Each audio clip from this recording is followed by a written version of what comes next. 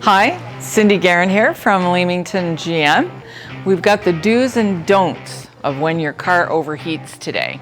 You're driving home from a long day when things start to go haywire.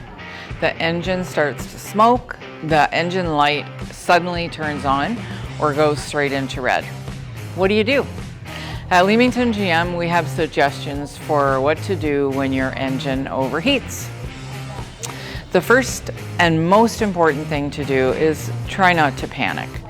An engine can overheat due to a lot of reasons, such as low oil or low coolant level.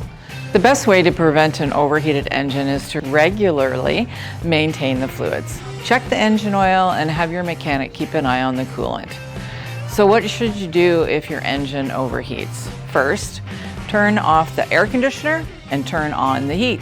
It might seem counterintuitive, but this will help you protect your engine as it won't have to do a lot of work. Second, move off to the side of the road as soon as you safely can.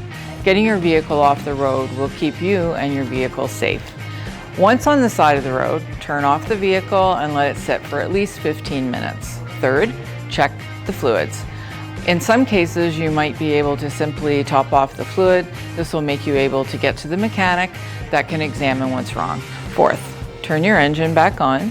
Do this if you want to call a tow truck, but you need to get your vehicle to a mechanic where it can be checked. Are there things you should not do? Yes, plenty. As said earlier, the most important thing to do is not panic.